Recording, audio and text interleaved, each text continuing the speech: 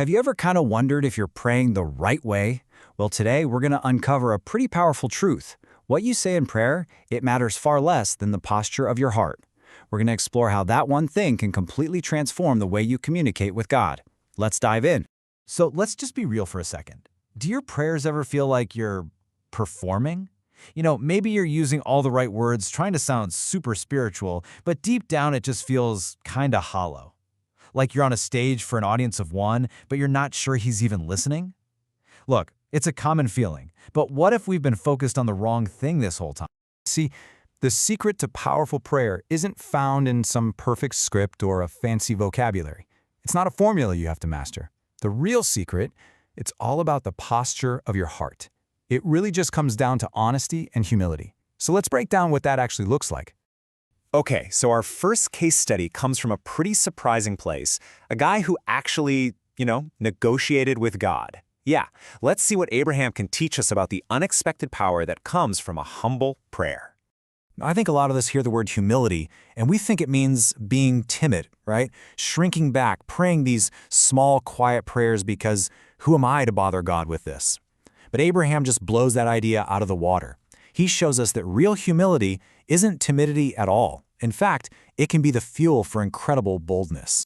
And this slide just illustrates that balance perfectly. Look at his posture on one side. I am but dust and ashes. He totally gets his place before a holy God. But then look at his request. He respectfully goes back and forth with God 6 times to try and save the city of Sodom. He was humble about who he was, for sure, but he was incredibly bold in what he asked, because he knew who God was. So here's the key takeaway from that. True humility isn't about thinking less of God. It's about thinking correctly about yourself in relation to God. It's knowing, yeah, I'm just dust and ashes, but also knowing you're talking to a generous, loving, and just God. And that knowledge is what should make you bold, not timid. All right, next up, we're going to look at a story Jesus told. It's about 2 men who went to pray. One was a religious expert, a real professional, and the other was a total social outcast. You might be surprised to find out which one actually walked away with their prayers answered. So first, we've got the Pharisee, and his prayer? It's basically a spiritual resume. It's just dripping with pride and, maybe most importantly, comparison. He's measuring how good he is by looking down his nose at somebody else's failures. His focus isn't even on God, it's on himself and his own amazing performance. And then you have this tax collector. The guy can't even bring himself to look up to heaven. And his prayer is so short, so direct, so raw. God, have mercy on me, a sinner. That's it. There's no performance, no comparison. It's just a desperate, honest admission of his own need. And the verdict Jesus gives on these 2 prayers? It's crystal clear. The Pharisee, with all of his religious box checking, went home totally empty. But the tax collector, who had absolutely nothing to offer except his own need, he's the one who went home justified. This story couldn't be clearer. God rejects religious performance, but he runs toward a desperate, humble heart. Okay, so we've seen this bold humility from Abraham, and we've seen this desperate humility from the tax collector. But how do we actually find that balance in our own lives? Well, let's turn to our third source to find the key to a confidence that isn't just cockiness. So, what does it really mean to pray with confidence? Well, it's not about being sure of ourselves at all. It's about being sure of God. The whole idea here is that when we ask for things that we know He already wants to give us, we can be absolutely 100% confident that He's leaning in and listening. So how do you pray in God's will?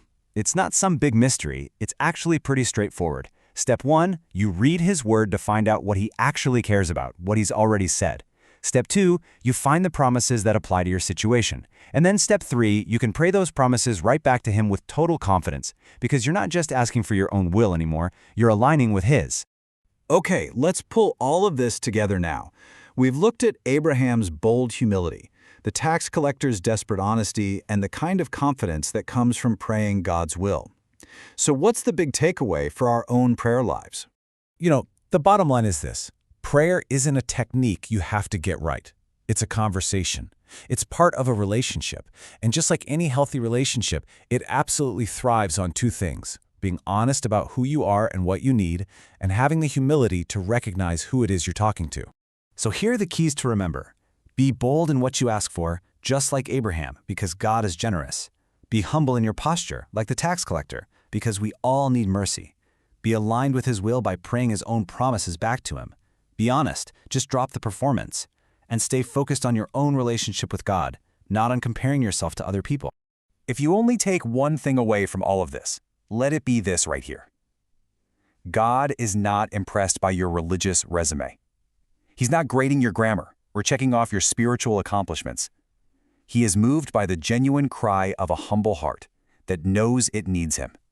And that really just leaves us with one final question to chew on. The guy who seemed to have it all together, he walked away with nothing. And the guy who had nothing to offer but his own need, he's the one who left justified, made right with God. The posture of our heart changes everything. So which one will you be?